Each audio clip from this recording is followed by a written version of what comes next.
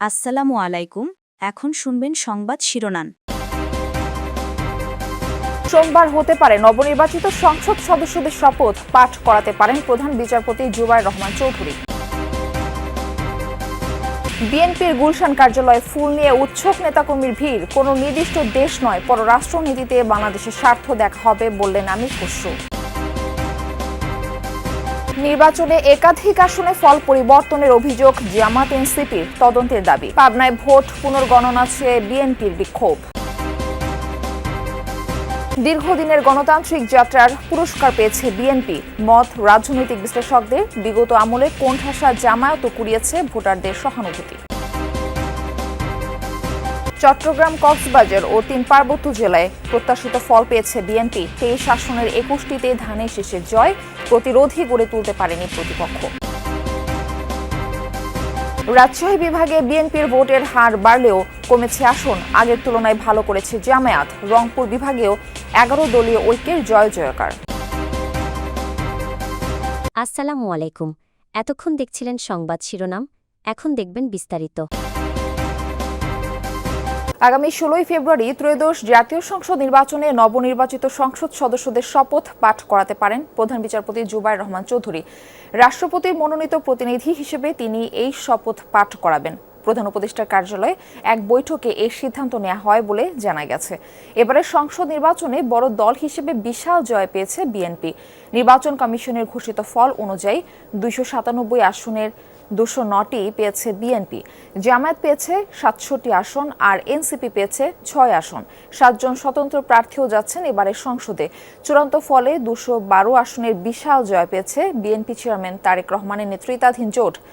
এখন অপেক্ষা গেজেট প্রকাশ, শপথ গ্রহণ এবং মন্ত্রিসভা গঠনের। নির্বাচনের জয়কে গণতন্ত্রের বিজয় আখ্যা দিয়েছেন বিএনপির স্থায়ী কমিটির সদস্য আমির খসরু মাহমুদ চৌধুরী। বলেছেন, কোনো নির্দিষ্ট দেশ নয়, পররাষ্ট্রনীতিতে দেখা হবে বাংলাদেশের স্বার্থ। ভারতের প্রধানমন্ত্রী নরেন্দ্র মোদী শুভেচ্ছা জানানোয় কৃতজ্ঞতা জানিয়েছে বিএনপি। নির্বাচন পরিচালনা কমিটির মুখপাত্র বলেন, বিএনপিকে শুভেচ্ছা জানাচ্ছে বিশ্বের বিভিন্ন দেশ। জুমার নামাজ আদায় করে দুপুরের পর গুলশানের দলীয় কার্যালয়ে যান বিএনপি চেয়ারম্যান তারেক রহমান। একে একে প্রবেশ করেন দলের শীর্ষস্থানীয় বেশ কয়েকজন নেতা। এ সময় দলের শীর্ষ নেতার সঙ্গে মন্ত্রিসভা গঠন, শপথ গ্রহণ অনুষ্ঠান সহ নানা বিষয় নিয়ে আলোচনা হয়। কার্যালয় থেকে বের হয়ে বিএনপি নির্বাচন পরিচালনা কমিটির মুখপাত্র বলেন, বিজয় নিশ্চিত হওয়ার পর তারেক রহমানকে শুভেচ্ছা জানাচ্ছেন বিশ্ব নেতারা। বাংলাদেশের জনগণের আস্থা অর্জন করেছি, আস্থাটা রাখতে হবে। এটা অনেক বিশাল কাজ। কোনো দেশ কেন্দ্রিক আমাদের কোনো পররাষ্ট্রনীতি নাই। আমাদের পররাষ্ট্রনীতি সব দেশের সাথে, বাংলাদেশের মানুষের সাথে, বাংলাদেশের সাথে। সকাল থেকে গুলশানের কার্যালয়ে ভিড় উৎসুক মানুষের। বিভিন্ন এলাকা থেকে ফুল নিয়েও আসেন অনেক দলীয় কর্মী সমর্থক। নির্বাচনে একাধিক আসনে ফলাফল পরিবর্তন করে বিএনপির প্রার্থীদের বিজয়ী ঘোষণার অভিযোগ তুলেছে জামায়াত, এনসিপি সহ ১১ দলীয় ঐক্য। ফল ঘোষণার পরে বিএনপি নেতাকর্মীরা তাদের প্রার্থীদের বাড়িঘরে হামলা করছে বলেও অভিযোগ করা হয়। শুক্রবার রাতে জরুরি সংবাদ সম্মেলন করে ১১ দলীয় ঐক্য ও এনসিপি অনিয়ম হওয়া আসনগুলোয় তদন্ত করার দাবি জামায়াতের। ত্রয়োদশ জাতীয় সংসদ নির্বাচনে জামায়াত, জাতীয় নাগরিক পার্টি সহ ১১ দলীয় জোট জয়লাভ করে ৭৭টি আসনে। যদিও একাধিক আসনে অনিয়মের অভিযোগ করছে তারা। শুক্রবার রাতে জামায়াত ইসলামীর কেন্দ্রীয় কার্যালয়ে বৈঠক করে ১১ দলীয় জোট। পরে গণমাধ্যমে কথা বলেন জোটের শীর্ষ নেতারা। এনসিপি আহ্বায়ক নাহিদ ইসলাম বলেন, ১০% ভোট কারচুপি হয়েছে। বেশ কিছু আসনে ফলাফল পরিবর্তনের অভিযোগ আনেন তিনি। যখন কয়েকটা আসনকে টার্গেট করে কেন্দ্রগুলোকে দখল করে সেই কেন্দ্রে জোর করে প্রশাসনকে ব্যবহার করে সেই ফলাফল পরিবর্তন করা হয়েছে। খেলাফতে মজলিসের মহাসচিব মামুনুল হক বলেন, ভোট গণনায় জনরায়ের প্রতিফলন হয়নি।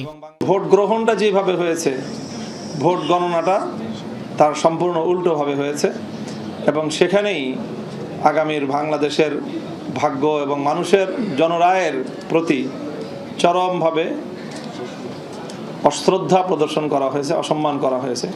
পরে জামায়াত ইসলামীর আমির ডাক্তার শফিকুর রহমান অনিয়মের অভিযোগ তুলে কিছু আসনে তদন্তের দাবি জানান। ১১ দলীয় জোটের প্রার্থীদের বাড়ি ঘরে হামলার অভিযোগ তুলে তা বন্ধের আহ্বান জানান জামায়াত আমির। তা না হলে রাজপথে নামার হুঁশিয়ারি দেন তিনি। যে সমস্ত আসনে ভয়াবহ অনিয়ম হয়েছে, আমাদের পক্ষ থেকে নিয়মতান্ত্রিকভাবে আমরা তার প্রতিকার চাইব।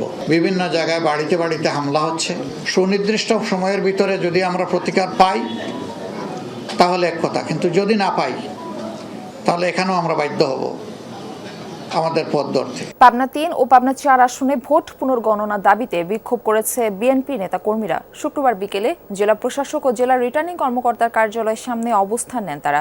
ভোট পুনর্গণনার দাবিতে দেন বিভিন্ন স্লোগান।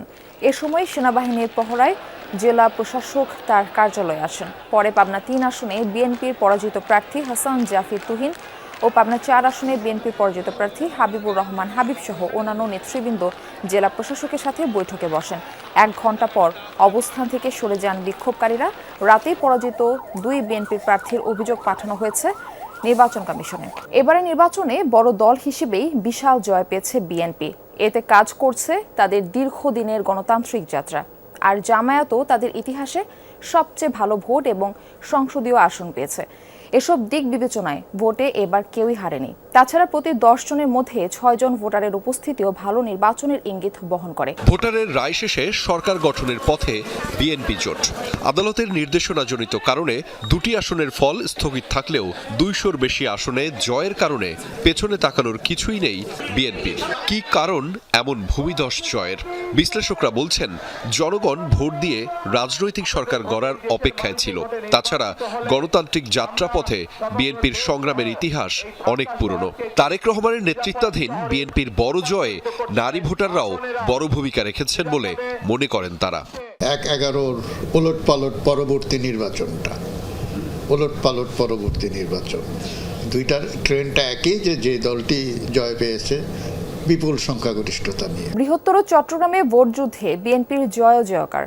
চট্টগ্রাম, কক্সবাজার ও 3 পার্বত্য জেলার 23 আসনের মধ্যে 21টি বিএনপি এবং 2টি আসন পেয়েছে জামায়াত ইসলামী। বেশিরভাগ আসনে ভোটের ব্যবধান অনেক বেশি, তেমন প্রতিদ্বন্দ্বিতাই হয়নি। চট্টগ্রামে বিএনপির বিজয়ী 14 প্রার্থীর মধ্যে 10 জনই নতুন মুখ। আগে থেকে যা ধারণা করা হচ্ছিল চট্টগ্রামে ভোটের ফলাফলও ঠিক যেন তাই, বিএনপির জয়কার। চট্টগ্রামে 16টি আসনের মধ্যে 14টিতেই জিতেছে ধানের শীষের প্রার্থী। এর মধ্যে 4 জন আগেও একাধিকবার সংসদ সদস্য নির্বাচিত হয়েছেন, বাকি 10 জনই নতুন মুখ। জনগণের প্রত্যাশা অনেক বেশি, এই দায়িত্ব কিভাবে পালন করব সেটাই হচ্ছে মূল কথা। এটা বিজয়েরও কোনো ব্যাপার নেই, এটা আস্থার ব্যাপার।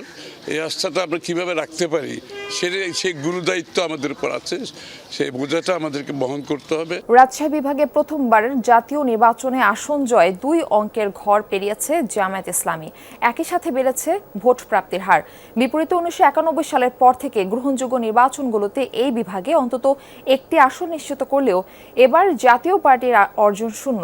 8 জেলায় 39টি আসনের সিংহভাগ দখলে নেওয়া বিএনপির ভোটের হার বেড়েছে। তবে সবশেষ সরকার গঠনের তুলনায় তারা আসন পেয়েছে কম।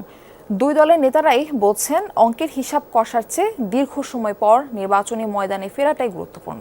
দীর্ঘ 39 বছর পর ফের সংসদে বসতে চলেছেন জামায়াতে ইসলামীর কেন্দ্রীয় নায়েবে আমির মুজিবুর রহমান। 1986 সালে রাজশাহী 1 আসন থেকেই তিনি সংসদ সদস্য নির্বাচিত হয়েছিলেন।